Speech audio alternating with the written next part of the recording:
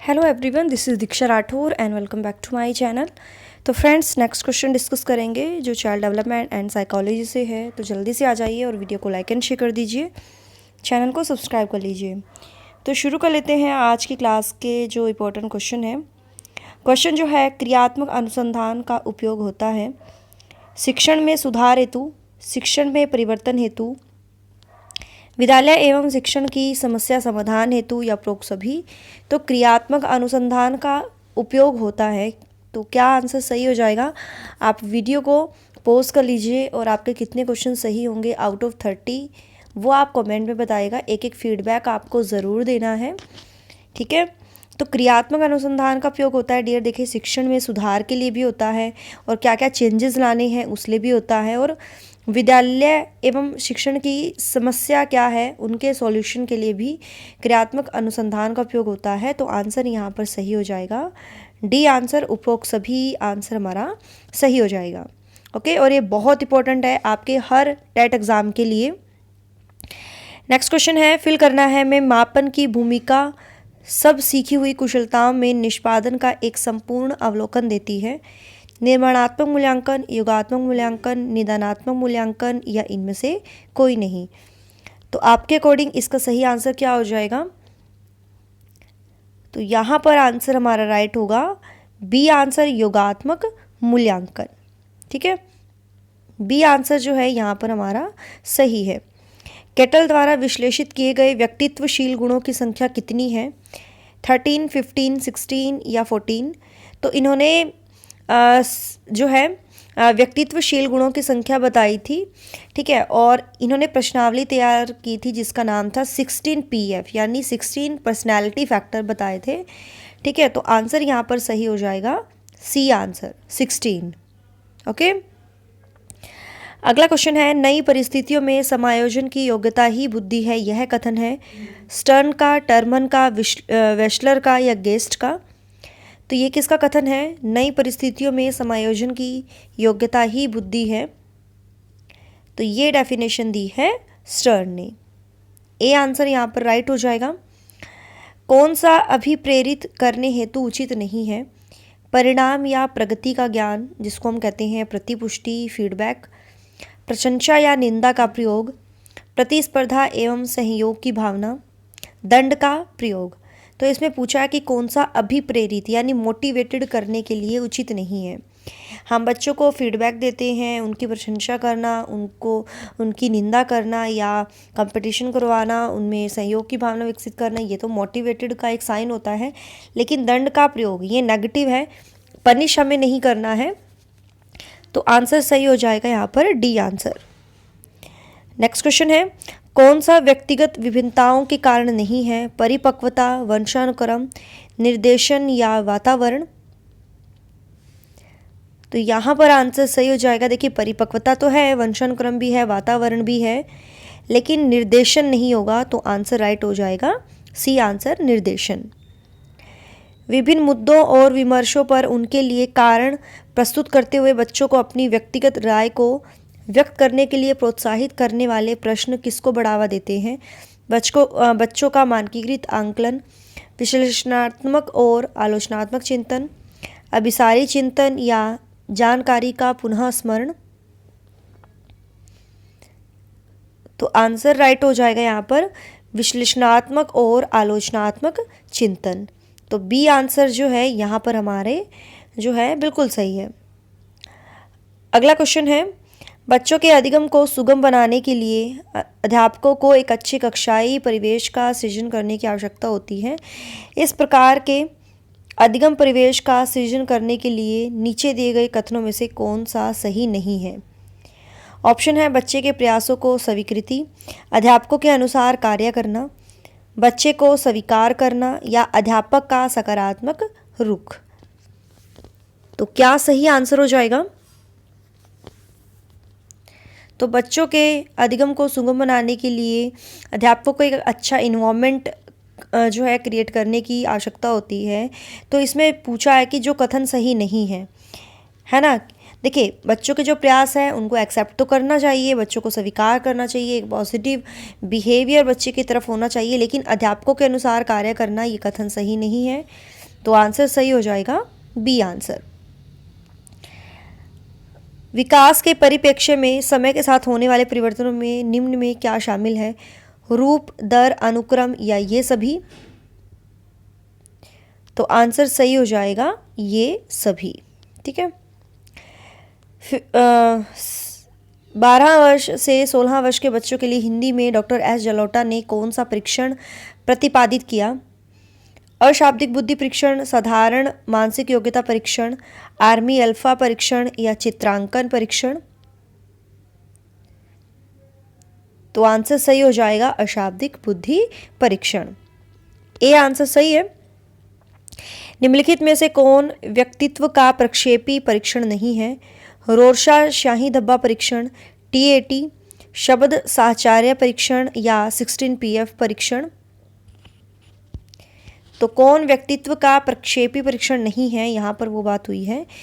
तो ये है 16 PF परीक्षण जो है प्रक्षेपी परीक्षण नहीं है, बाकी 3 तो है।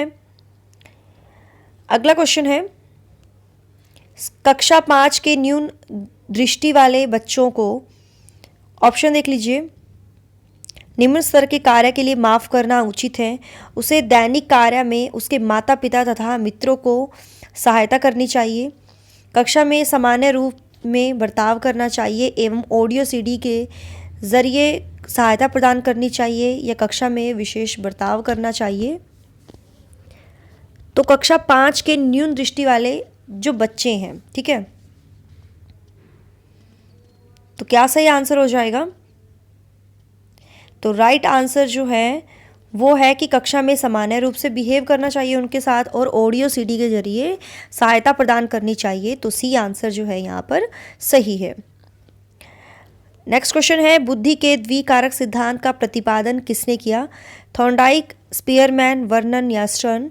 द्विकारक सिद्धांत यानी जी फैक्टर और S factor, general factor, specific factor का जो प्रतिपादन किया है स्पीयरमैन ने किया है। बी आंसर यहाँ पर राइट है। अगला क्वेश्चन है, भावनाओं, अधिगम और अभिप्रेरणा के संदर्भ में निम्नलिखित में से किस कथन से आप सहमत हैं?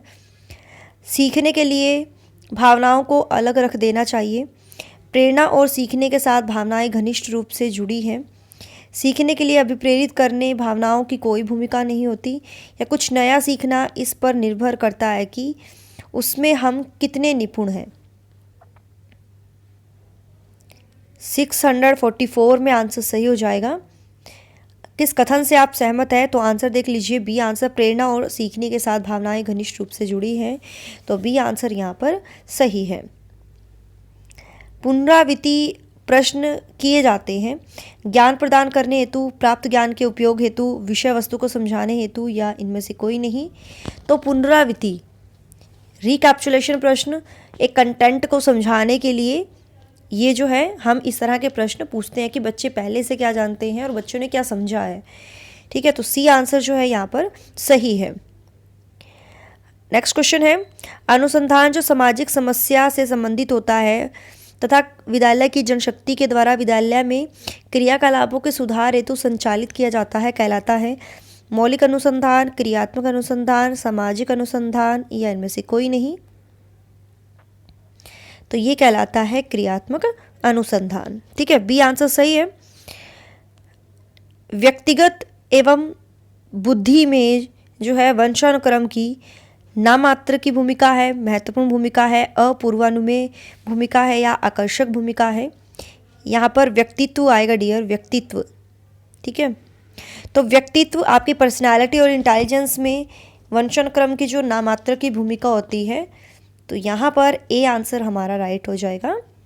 ठीक है, और मेरा पर्सनल चैनल है मिशन टैट, तो वो भी आप सब्सक्राइब कर लीजिएगा, MISSION mission TET.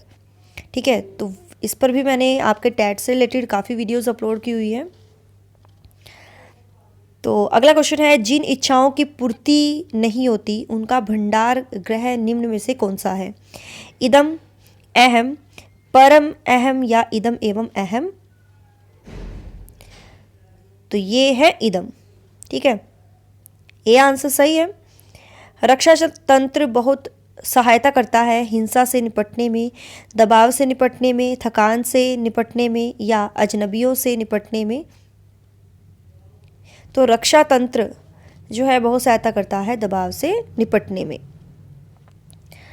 Next question है, शारीरिक निरोगिता वाले व्यक्ति के लिए निम्न में से कौन सी युक्ति रक्षा तंत्र में सबसे संतोषजनक होगी? तादात्मीकरण, विलीकरण, अतिकल्पना या इनमें से कोई नहीं। तो आंसर सही हो जाएगा अतिकल्पना, जो शारीरिक निरोगिता वाले व्यक्ति के लिए खुद सेल्फ डिफेंस में सबसे सेटिस्फेक्शन जो है वो संतोषजनक जो होगी जो युक्ति वो है अतिकल्पना।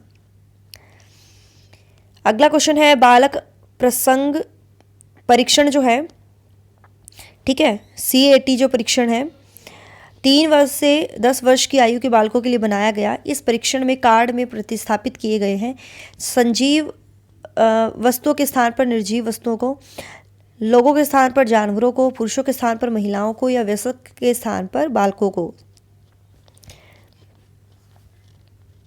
तो इसमें प्रतिस्थापित किए गए थे लोगों के स्थान पर जानवरों को, जानवरों के चित्र को इसमें प्रतिस्थापित किया गया था। तो बी आंसर यहाँ पर सही है। बहुविकल्पी प्रश्न बच्चों की फिल करना है, डैश की योग्यता का आंकलन करते हैं, सही उत्तर का निर्माण करने, सही उत्तर की व्याख्या करने, सही उत्तर की पहचान करने या सही उत्तर की प्रत्यास्मरण करने। तो जो ऑब्जेक्टिव प्रश्न होते हैं ये बच्चों की सही उत्तर की पहचान करने की योग्यता का आंकलन करते हैं। तो आंसर सही हो जाएगा सी आंसर। वाइगोत्स्की के सिद्धांत में समीपस्थ विकास का क्षेत्र है। कठिन कार्यों को बच्चे वयस्कों की सहायता से पूरा कर सकते हैं। अध्यापक का हस्तक्षेप अधिगम में बाधा उत्पन्न करता है। वृद्धि का एक समीपस्थ क्षेत्र है या अधिगम औपचारिक वातावरण में होता है। तो आंसर सही हो जाएगा कि कठिन कार्यों को बच्चे वयस्कों की सहायता से पूरा कर सकते हैं। ए आंसर राइट है। निम्न से भिन्न है, अधिगम के लिए अधिगम का सिद्धांत, समान अवयवों का सिद्धांत, ड्राइव रिडक्शन का सिद्धांत या सामान्यीकरण का सिद्धांत। तो कौन सा शेष से भिन्न है, यानी 3 तो सेम है, लर्निंग से रिलेटेड है, लेकिन ये डिफरेंट है, ड्राइव रिडक्शन का सिद्धांत। तो सी आंसर सही है। परिपक्वता इत्यादि से व्यवहार में उत्पन्न परिवर्तन को भी अधिगम कहा जाता है। नहीं, हाँ, अनिश्चित या कभी कभी। तो मैच्योरिटी के द्वारा आपके व्यवहार में परिवर्तन होना लर्निंग कहलाता है, ये बिल्कुल गलत है। ठीक है, मैच्योरिटी के द्वारा जो चेंजेस होते हैं उसको लर्निंग नहीं कहते हैं, हम उसको ग्रोथ कहते हैं। ठीक है, तो ए आंसर यहाँ पर सही है। निम्न में से किसमें अन्वेषण के ऊर्ध्व उपागम का उपयोग किया जाता है? केस अध्ययन, प्रयोगीकरण, सर्वेक्षण या अंतर्दर्शन। तो अन्वेषण हम केस स्टडी में करते हैं, जब बच्चों की हम केस स्टडी क्रिएट करते हैं। तो आंसर यहाँ पर राइट हो जाएगा ए आंसर। सृजनशीलता के पोषण के लिए अध्यापक को निम्न में से किस विधि की सहायता लेनी चाहिए? ब्रेनस्टॉर्मिंग, विचारवेश, व्याख्यान विधि, दृश्य श्रव्य सामग्री या ये सभी। तो आंसर सही हो जाएगा ब्रेनस्टॉर्मिंग, यानी जिसको हम कहते हैं विचारवेश। ठीक है, ए आंसर राइट है। क्रियात्मक अनुसंधान का उद्देश्य है नवीन ज्ञान की खोज, शैक्षिक परिस्थितियों में व्यवहार विज्ञान का विकास, विद्यालय तथा कक्षा की शैक्षिक कार्यप्रणाली में सुधार लाना या उपरोक्त सभी। तो क्या आंसर सही हो जाएगा? तो यहाँ पर आंसर सही हो जाएगा उपरोक्त सभी। 4th आंसर जो है यहाँ पर सही है। नेक्स्ट क्वेश्चन है, निम्न में से कौन सा कथन सही नहीं है? आवश्यकता वचना की शारीरिक अवस्था नहीं है। अंतर्नोद आवश्यकता का मनोवैज्ञानिक परिणाम है। आवश्यकता एवं अंतर्नोद समान नहीं है बल्कि समानांतर है, या मूल प्रवृत्तियां आंतरिक जैविक बल है। तो जो कथन सही नहीं है तो वो है आवश्यकता जो है वंचना की शारीरिक अवस्था नहीं है। तो ए आंसर यहाँ पर हमारा सही है। नेक्स्ट क्वेश्चन है आज की क्लास का, केटल द्वारा विश्लेषित किए गए व्यक्तित्वशील गुणों की संख्या कितनी है? तो ये रिपीटेड क्वेश्चन है, जस्ट अभी हमने डिस्कस किया था। 16 PF यानी 16 जो प्रश्नावली तैयार की थी, 16 व्यक्तित्व कारक प्रश्नावली तैयार की थी। ठीक है, तो सी आंसर यहाँ पर सही है। तो यही थे आज के हमारे 30 इंपॉर्टेंट क्वेश्चन। और मैंने प्रीवियस वीडियो में आपसे क्वेश्चन पुट किया था कि मनोविश्लेषणात्मक सिद्धांत के प्रवर्तक या जन्मदाता कौन माने जाते हैं, तो वो सिगमंड फ्रायड माने जाते हैं। जिन्होंने सिगमंड फ्रायड बताया था उनका बिल्कुल सही है। तो आपके कितने क्वेश्चन सही हुए हैं वो आप कमेंट में बताइएगा, एक एक फीडबैक ज़रूर देना है, ये बहुत इंपॉर्टेंट क्वेश्चन थे। और ये मेरा व्हाट्सअप नंबर है, कुछ भी पूछना चाहते हो आप यहाँ पर मैसेज कर सकते हो।